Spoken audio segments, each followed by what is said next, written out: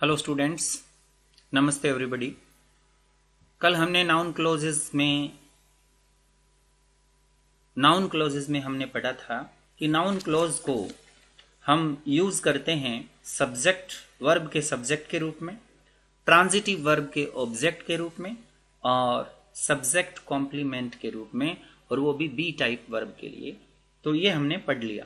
आज हम पढ़ रहे हैं कि आफ्टर ए प्रीपोजिशन हम नाउन क्लोज को यूज करते हैं, यानी प्रीपोजिशन के बाद भी हम नाउन क्लोज का यूज करते हैं। कैसे यूज करते हैं? जैसे कहें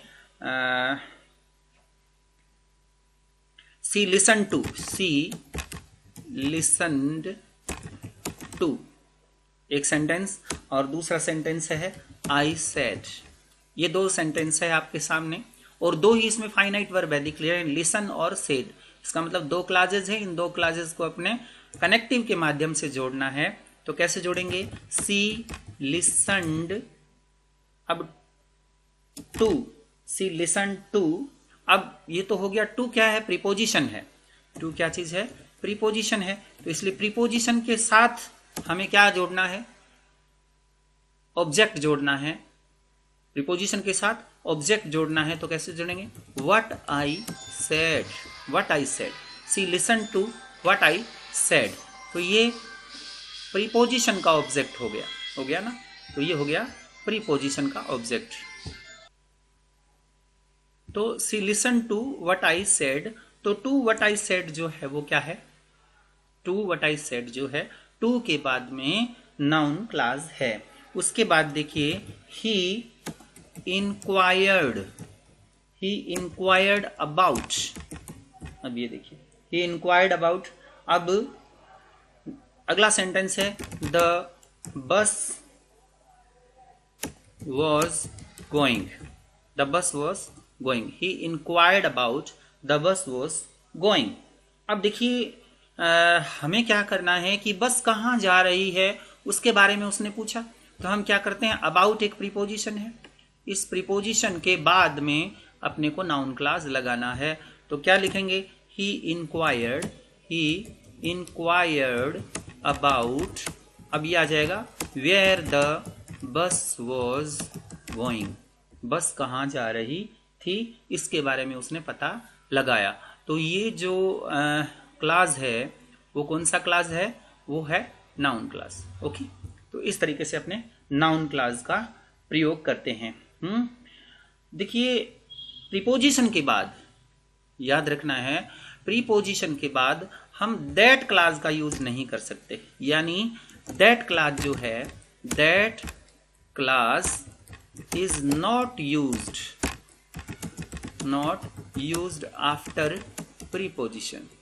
प्रीपोजिशन के बाद दैट क्लास का यूज नहीं किया जाता। इस बात को आप विशेष रूप से ध्यान रखेंगे, ठीक है ना। तो दैट क्लास कभी भी प्रीपोजिशन के बाद नहीं आता। प्रीपोजिशन के बाद ज्यादातर व्हाट क्लास आता है।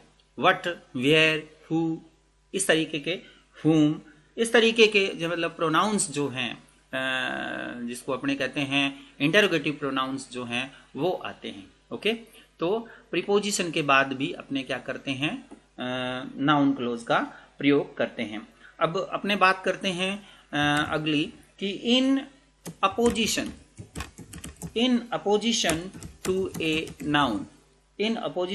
नाउन और प्रोनाउन, यानी प्रोनाउन या नाउन का इन अपोजिशन किसको कहते हैं? सबसे पहली बात तो आपको यह समझनी आनी चाहिए कि ये इन अपोजिशन होता क्या है।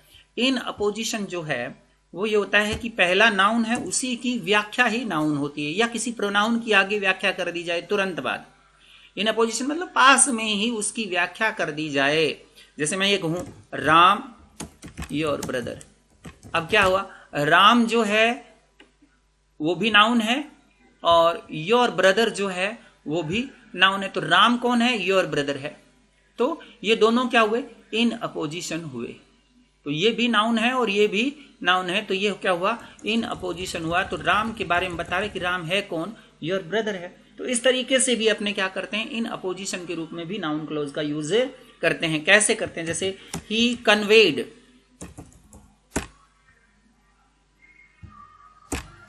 he conveyed the news, he conveyed the news, she is happy। अब देखिए, she conveyed the news, she is happy। अब न्यूज क्या है?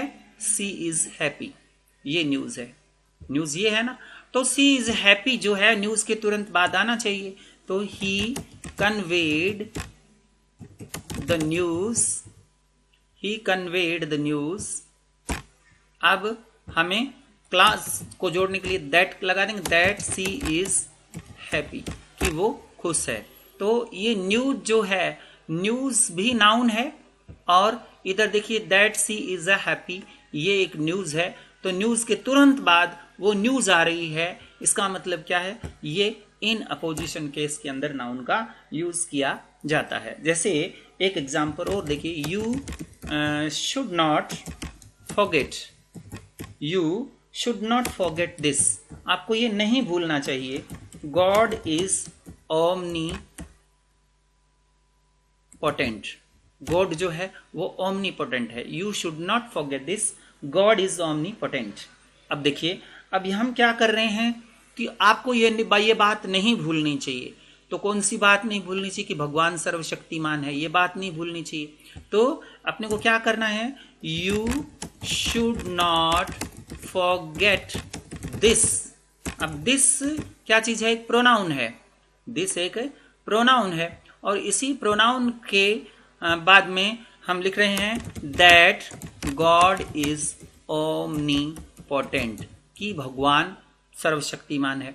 तो ये दिस के बाद, प्रोनाउन के बाद में इन अपोजिशन दिस को पूरी बात को स्पष्ट कर रहा है कि आपको इस बात को नहीं भूलना चाहिए कि भगवान ओमनीपोटेंट है।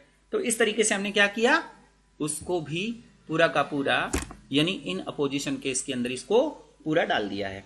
ओके, जैसे द न्यूज, अब यहां दे दिया द न्यूज।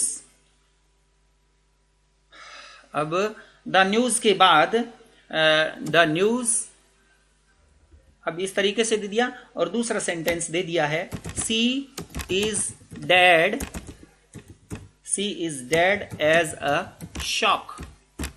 अब the news she is dead came as a shock, sorry, she is dead came as a shock, came as a shock. The news she is dead came as a shock.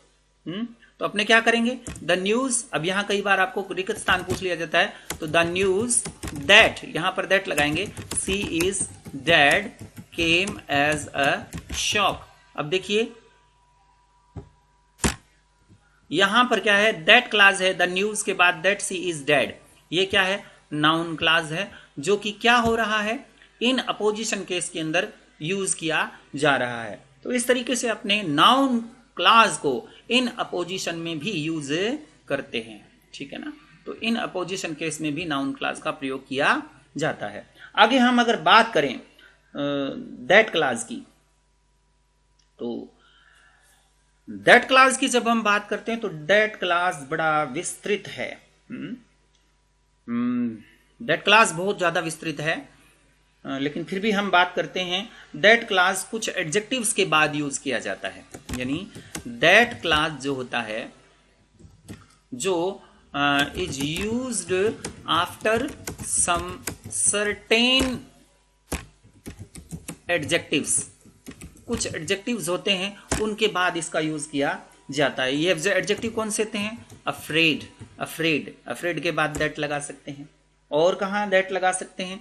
देखिए afraid के बाद that लगाओगे, उसके बाद amused के बाद that लगा सकते हैं, अनॉयड के बाद दैट लगा सकते हैं, एंग्जियस, एंग्जियस माने चिंतित, इसके बाद दैट लगा सकते हैं, अवेयर जागरूक, इसके बाद दैट लगा सकते हैं, सर्टेन निश्चित, इसके बाद दैट लगा सकते हैं, कॉन्फिडेंट, उसके बाद भी दैट लगाते हैं, विश्वस्त, कॉन्शियस, कॉन्शियस के बाद दैट लगा सकते हैं, और कन्विंस्ड यानी विश्वस्त होते हैं, उसके बाद डिलाइटेड, उसके बाद है प्रसन्न में, डिटरमाइंड मतलब दृढ़ जिसको बोलते हैं, दृढ़ होता है उसको डिटरमाइंड कहते हैं। उसके बाद लगा सकते हैं आप ईगर, ईगर के बाद लगा सकते हैं, ग्लैड के बाद लगा सकते हैं, हैप्पी के बाद लगा सकते हैं, हॉरिफाइड के बाद लगा सकते हैं, हॉरिफाइड माने भयभीत, इम्पेशेंट अधीर, अधीर के बाद लगा सकते हैं आप,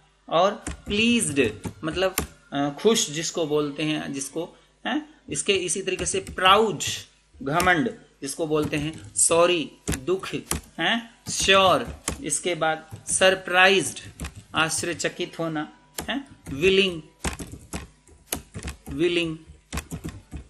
इन सब के बाद आप क्या कर सकते हैं, दैट क्लास का यूज कर सकते हैं। तो afraid, amused, annoyed, anxious, aware, certain, confident, conscious, convinced, delighted, determined, eager, glad, happy, horrified, impatient, pleased, proud, sorry, sure, surprised, willing. ये कुछ एडजेक्टिव मैंने बताए हैं, इनके बाद आप लगा सकते हैं। कैसे लगा सकते हैं, जैसे देखिए आई एम ग्लैड आ गया ना, I am glad you got success. अब ये दे दिया I am glad you got success, थी ग्लैड आ गया तो क्या लगाएंगे, I am glad that you got success, आ गया ना दैट क्लास। तो दैट क्लास का इस तरीके से यूज करते हैं। कैसे और कैसे यूज करते हैं, देखिए आई was sure, I was sure, देखिए आई वॉज श्योर और आपको ब्रैकेट में दे दिया जाए इस तरीके से क्या, दैट, दैट हु, whom, ऐसे आपको ब्रैकेट में दे दिया जाए और सी वुड कम इस तरीके से दे दिया जाए तो क्या करेंगे, क्या करेंगे आप ऐसे लगाएंगे आई वॉज श्योर, श्योर आ गया ना एडजेक्टिव है, that she would come, I was sure that she would come, मुझे पूरा विश्वास था कि वो आएगी। तो इस तरीके से अपने को दैट क्लास का यूज करना है, ठीक है ना। तो दैट क्लास के यूज के बारे में अपने और पढ़ते हैं। ये तो हमने कुछ एडजेक्टिव के बारे में पढ़ा, तो दैट क्लास के बारे में और भी हम पढ़ लेते हैं। देखिए दैट क्लास के बारे में और पढ़ते हैं, कैसे पढ़ेंगे।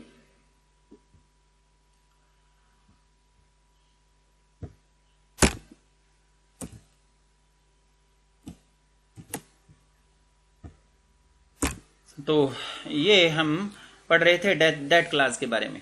आइए दैट क्लास के बारे में पढ़ते हैं। दैट क्लास आता है सब्जेक्ट के रूप में। सबसे पहले दैट क्लास की बात करते हैं, यानी नाउन क्लास में भी दैट क्लास की बात करते हैं। नाउन क्लास में भी हम किसकी बात कर रहे हैं, दैट क्लास की बात कर रहे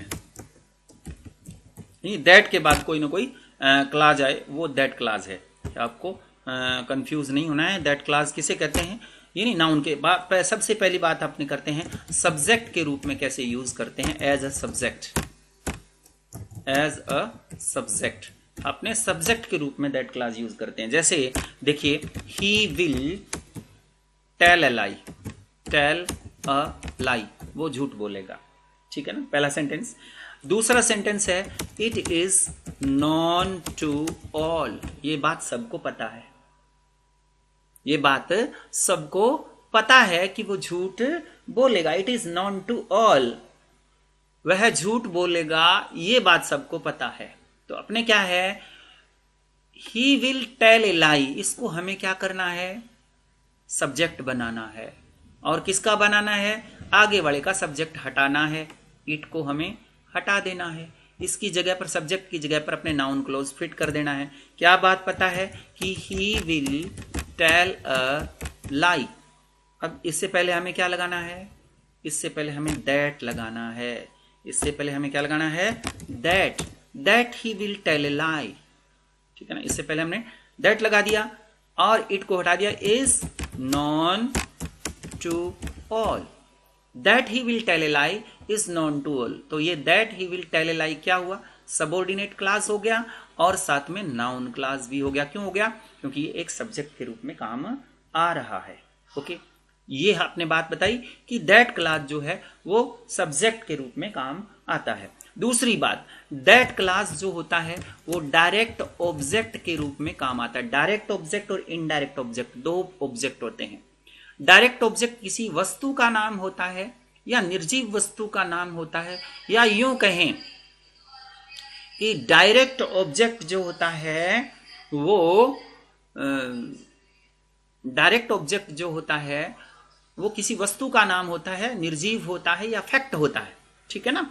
और इनडायरेक्ट ऑब्जेक्ट जो प्रोनाउन जितने भी होते हैं सारे के सारे इनडायरेक्ट, आई, मी जो होता है, यू, वी का अस जो होता है, ही का हिम जो होता है, ये सारे इनडायरेक्ट ऑब्जेक्ट। डायरेक्ट ऑब्जेक्ट के रूप में कैसे यूज करते हैं? एज ए डायरेक्ट ऑब्जेक्ट की बात करते हैं, एज अ डायरेक्ट ऑब्जेक्ट। तो डायरेक्ट ऑब्जेक्ट के रूप में अपने किस तरीके से नाउन क्लास का यूज करते हैं? जैसे आई know it, I know it, I know it. अब दूसरा सेंटेंस है they have one the match. अब ये दो सेंटेंस हो गए, आई know it, they have one the match. अब दो सेंटेंस हो गए ना, इन दोनों को अपने को मिलाना है। तो आई नो, इसका ऑब्जेक्ट क्या है? इट, मैं इसे जानता हूं। किसे जानता हूं? और इट जो है इसका ऑब्जेक्ट है। पहले सेंटेंस में आई सब्जेक्ट है, नो वर्ब है, इट क्या है? ऑब्जेक्ट। तो ऑब्जेक्ट को हटाना है, इसकी जगह पर अगला क्लास फिट करना है। कैसे बनाएंगे? I know that they have one the match, I know that they have one the match. तो हमने क्या किया? ये दैट क्लास पूरा को पूरा बना दिया। तो इस तरीके से हम क्या करना है? एज एन डायरेक्ट ऑब्जेक्ट, अपने नो वर्ब जो है उसके तुरंत बाद एक ऑब्जेक्ट आ रहा है, वो दैट क्लास के रूप में आ रहा है। तो इस तरीके से अपने एज अ सब्जेक्ट भी यूज कर सकते हैं, एज एन ऑब्जेक्ट भी यूज करते हैं, और अपने क्या करते हैं? As a subject complement, subject complement भी उसको यूज कर सकते हैं। सब्जेक्ट कॉम्प्लीमेंट जो है इसका यूज किया जाता है। कैसे यूज करते हैं एज ए सब्जेक्ट कॉम्प्लीमेंट? देखिए ध्यान से, सब्जेक्ट कॉम्प्लीमेंट का मतलब सब्जेक्ट को पूरा करने वाला। ये बात हम पहले भी पढ़ चुके हैं, लेकिन फिर मैं दोबारा बता रहा हूं। The advice is this, the advice is this, पहला सेंटेंस। दूसरा sentence, you should get up early, get up early. The advice is this, you should get up early. है, अब अपने को क्या करना है? एडवाइस क्या है? द एडवाइस इज, यानी बी टाइप वर्ब का ही तो कॉम्प्लीमेंट होता है। तो द एडवाइस इस दिस को क्या कर देना है? हटा देना है, तभी कॉम्प्लीमेंट आएगा। कॉम्प्लीमेंट बी टाइप वर्ब का ही होता है। तो बी टाइप वर्ब के बाद आता है the advice is that you should get up early. ये हो गया। तो यहां पर हमने क्या किया? दैट क्लास लगा दिया। किसके बाद? यानी हमने सब्जेक्ट का कंप्लीमेंट। सब्जेक्ट क्या है? एडवाइस। एडवाइस मीन्स सलाह। सलाह, कौन सी सलाह? कि आपको सुबह उठना है। तो सलाह शब्द को, इस सलाह शब्द को ही इस बात ने पूरा किया है, इसलिए हम कहते हैं कंप्लीमेंट किसका है? सब्जेक्ट का कंप्लीमेंट है। तो सब्जेक्ट का कंप्लीमेंट के रूप में बी टाइप वर्ब के बाद भी अपने क्या कर सकते हैं? नाउन क्लोज यानी दैट क्लास का यूज किया जा सकता है। और एज एन एडजेक्टिव कॉम्प्लीमेंट भी इसका यूज किया जाता है। As an adjective complement. Adjective जानते हो? विशेषण। जैसे देखिए, we were glad, we were glad, we were glad, हम खुश थे, वी वर ग्लैड। दूसरा sentence, everybody helped us, everybody helped us. अब ग्लैड क्यों थे? दैट एवरीबडी हेल्प अस, क्योंकि हमारी हर एक आदमी ने सहायता की, इसलिए हम ग्लैड थे। तो ग्लैड को मॉडिफाई करना है अपने को। We were glad that, we were glad that everybody helped us, हर एक व्यक्ति ने हमारी सहायता की। तो ये दैट क्लास किसके बाद आ रहा है? दैट क्लास किसके बाद आ रहा है? ग्लैड के बाद दैट क्लास आ रहा है। तो ग्लैड क्या है? एडजेक्टिव है। तो एडजेक्टिव को कंप्लीट करने के लिए, कि एडजेक्टिव का सेंस कंप्लीट करने के लिए जिस क्लास का यूज करें वो एडजेक्टिव कॉम्प्लीमेंट होता है। जैसे it is good, it is good. अब गुड क्या है? It is good, everybody was pleased, everybody was pleased, हर आदमी खुश था। ये बात अच्छी है कि हर आदमी खुश था। तो अच्छी क्या चीज है? इसी को तो कंप्लीट है। तो क्या करेंगे? It is good that everybody was pleased, यानी हर आदमी खुश था, ये बात अच्छी है। तो एवरीबडी दैट क्लास यहां यूज कर दिया गुड के बाद। गुड क्या है? एडजेक्टिव है।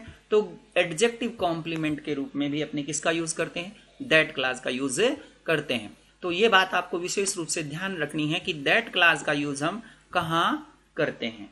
अब बात करते हैं दैट क्लास के बाद में नाउन कॉम्प्लीमेंट के रूप में भी इसका यूज किया जाता है। नाउन कॉम्प्लीमेंट, नाउन कॉम्प्लीमेंट मतलब नाउन को पूरा करने के रूप में, यानी एब्स्ट्रैक्ट नाउन जो होती है, नाउन कॉम्प्लीमेंट में कौन सी नाउन होती है, एब्स्ट्रैक्ट नाउन।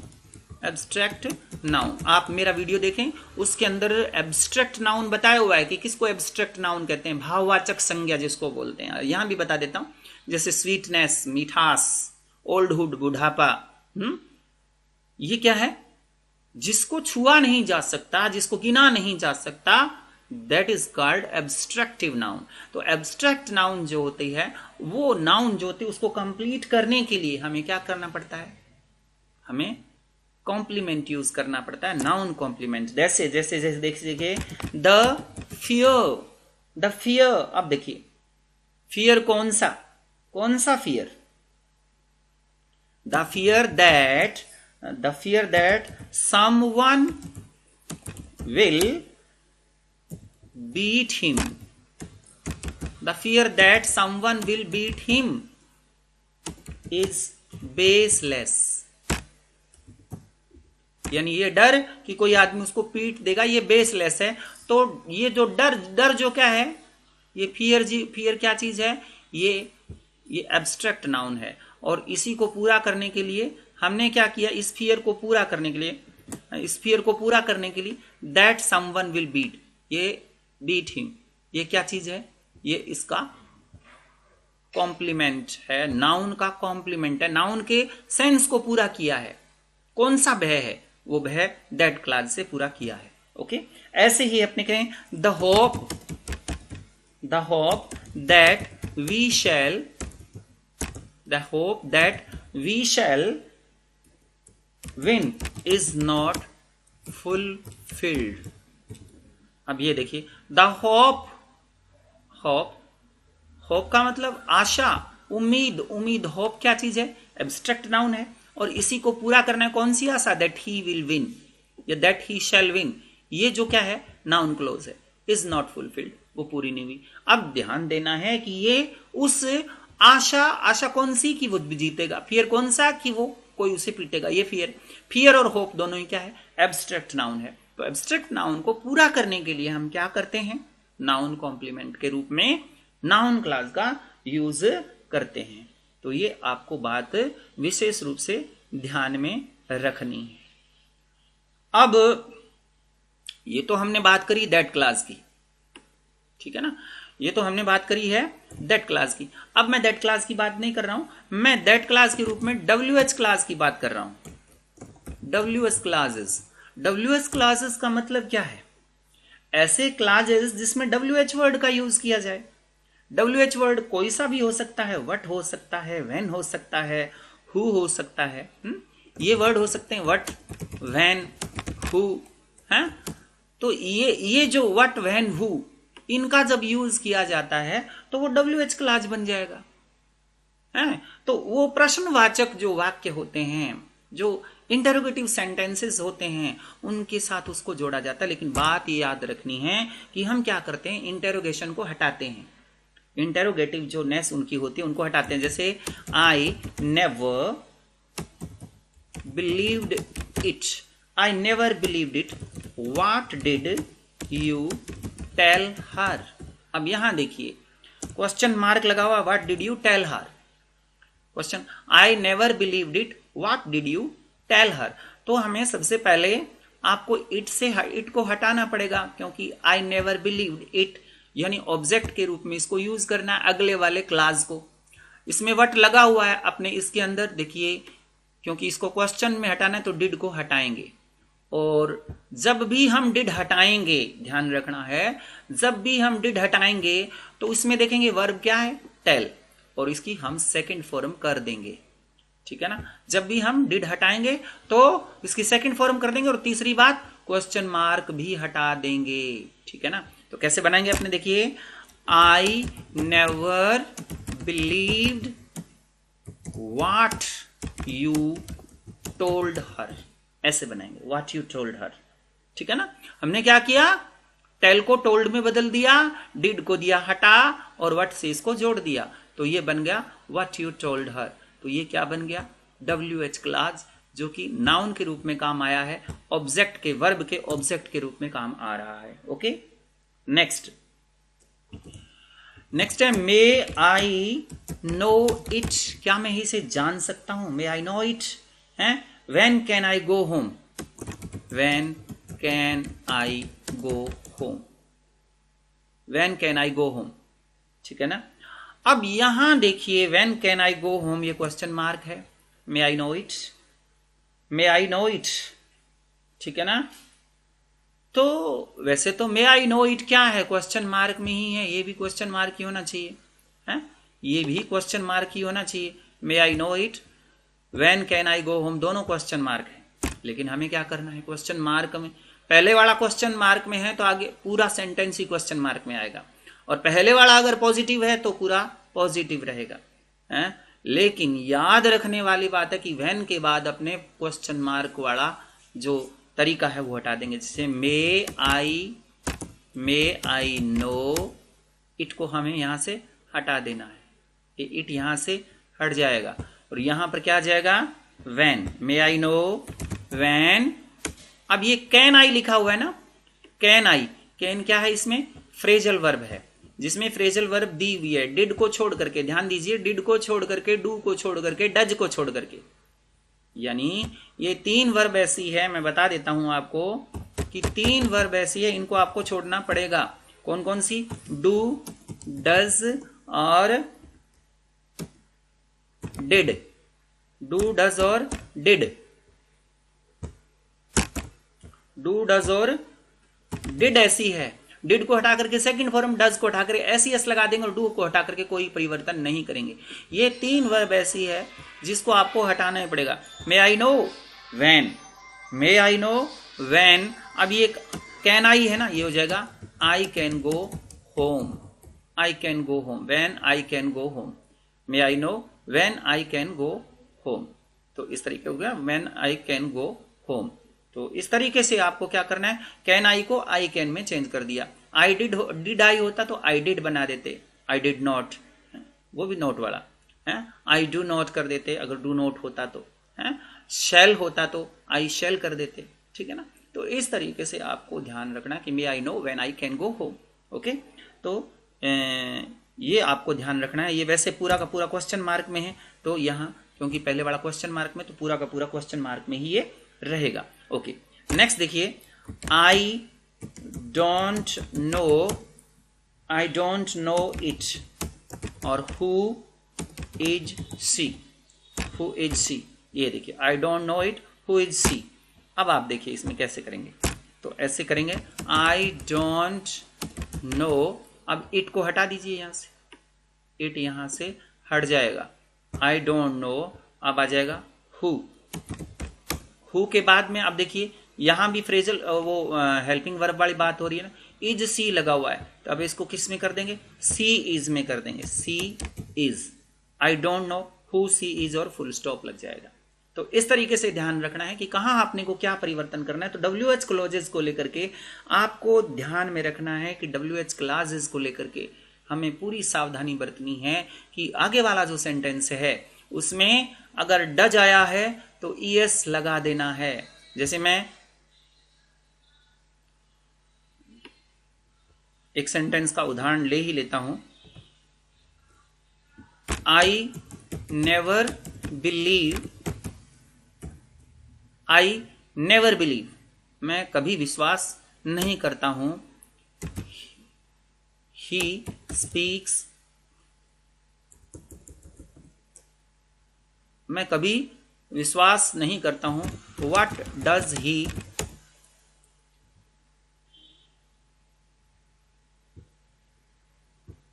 मैं कभी विश्वास नहीं करता हूं, वेयर डज, या व्हाट इज ही। मैं एक उदाहरण ले लेता हूं, इसको गलत मत समझना आप। अपने कहते हैं व्हाट डज ही राइट, यानी वो क्या लिखता है, मैं कभी विश्वास नहीं करता हूं कि वह क्या लिखता है। अब इसको जोड़ना हो तो कैसे लिखेंगे, आई नेवर बिलीव, आप देखिए व्हाट ही राइट्स, इस तरीके से। तो हमने क्या किया, इस डज को हटा करके राइट के साथ में एस लगा दिया। अगर ये होता कि आई नेवर बिलीव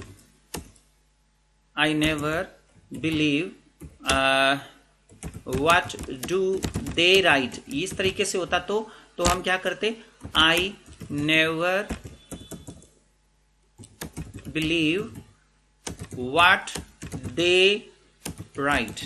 अब व्हाट डू दे राइट था ना, तो हमने क्या किया, इसका सीधा हटा दिया, यानी कि डू को जब हटाते हैं तो हम कोई परिवर्तन नहीं करते, हम क्या करते थे, सिर्फ वर्ब को आगे ले जाते हैं। लेकिन डज को हटाते हैं तो वर्ब के साथ एस लगा देते हैं, राइट्स हो गया ना, ये देखो डज को हटाया तो वर्ब के साथ हमने क्या लगा दिया, राइट्स लगा दिया, और डिड को हटाया तो वर्ब की फर्स्ट फॉर्म जो थी उसको सेकंड फॉर्म में चेंज कर दिया। तो ये आपको विशेष रूप से ध्यान में रखना है। ओके, अब हम बात करते हैं कि यही होते हैं यस। अब ये WH क्लॉजेस की बात तो हमारी पूरी हो गई है। अब हम बात कर लेते हैं यस नो क्लॉजेस, जिसको बोलते हैं yes no clauses. Yes no clauses का मतलब होता है जिसके अंदर हाँ या ना के अंदर जवाब दिया जाए। Are you coming with me, इसका उत्तर देखिए, are you coming with me, इसका उत्तर क्या होगा, यस और नो। ऐसे ही एक सेंटेंस है, can I have office now, can I leave office now, क्या मैं अभी ऑफिस छोड़ सकता हूं या मैं ऑफिस से जा सकता हूं, या can you remember it, can you remember it, ये आ गया। तो ये तीनों सेंटेंसेस का जो आंसर है वो क्या है, या तो यस है और या फिर नो है। तो देखिए उदाहरण देखते हैं। अपने क्या करते हैं, कंजंक्शन जो होते हैं, इस कंजंक्शंस में अपने फिर ऐसे वाक्यों को जोड़ने के लिए क्या करते हैं, इफ का प्रयोग करते हैं, जिसका आंसर यानी इन तीनों का आंसर क्या है, यस या नो है। तो इनको किसी के साथ जोड़ना है तो अपने इफ लगाएंगे, क्या लगाएंगे, इफ लगाएंगे। देखिए कैसे लगाते हैं, ही आस्क्ड मी, जैसे are you coming with me, अच्छा he asked me are you coming with me, अब ये क्वेश्चन मार्क लगा दिया। अब देखिए कैसे बनाएंगे, ही asked me if, he asked me if, देखिए ही आस्क्ड मी इफ लगा दिया। अब करना क्या है अपने को, वही आर यू जो लिखा है, क्वेश्चन मार्क हमें हटाना है, तो हेल्पिंग वर्ब आर जो है वो यू के बाद चली जाएगी, यू पहले आ जाएगा। तो क्या बन जाएगा ये, you are coming with me, और फुल स्टॉप लग जाएगा। He asked me if you are coming with me, हो गया ना। तो इस तरीके से हमने क्या किया, आर यू को यू आर में चेंज कर दिया और एक नया शब्द क्या जोड़ दिया, इफ जोड़ दिया। तो अपने आप बन गया कि क्या तुम मेरे साथ आ रहे हो। तो अपने को यस नो वाले जो होते हैं उसमें क्या लगाना है, उसमें क्या लगाना है, इफ लगाना है। ओके, देखिए टेल मी एक सेंटेंस, दूसरा आई कैन, या tell me can I leave office now, can I leave office now. अब ये दो सेंटेंस है, तो कैसे बनाएंगे, टेल मी इफ, और अब क्या करेंगे, कैन आई जो दिया हुआ है, ये कैन आई शब्द दिया हुआ है, कैन आई को किस में बदलेंगे, आई कैन में बदलेंगे। तो ये हो जाएगा I can leave office now, if लगा दिया और ये फुल स्टॉप लगा दिया, यहां नहीं सॉरी, ये फुल स्टॉप नाउ के बाद लगेगा तो यहां लग जाएगा। इफ पहले हमने क्या जोड़ा, बीच में इफ जोड़ेंगे और हम क्या लगाएंगे, कैन आई जो था उसको आई कैन में चेंज कर दिया, आई कैन में चेंज कर दिया, यानी फ्रेजल जो हेल्पिंग वर्ब है उसको पहले कर दिया और सब्जेक्ट को, हेल्पिंग वर्ब को बाद में कर दिया और सब्जेक्ट को पहले कर दिया। यानी उसको क्वेश्चन जो इंटरोगेशन है वो हटा देंगे और हम इसको अफर्मेटिव सेंटेंसेस में बदल देंगे। ओके, एक सेंटेंस और लेते हैं। एक सेंटेंस है जैसे कहें I wonder, I wonder, can you remember it? Can you remember it? Question mark. अब देखिए कैसे बनाएंगे, I wonder, if लगा दो और you can remember it, full stop लगा दो।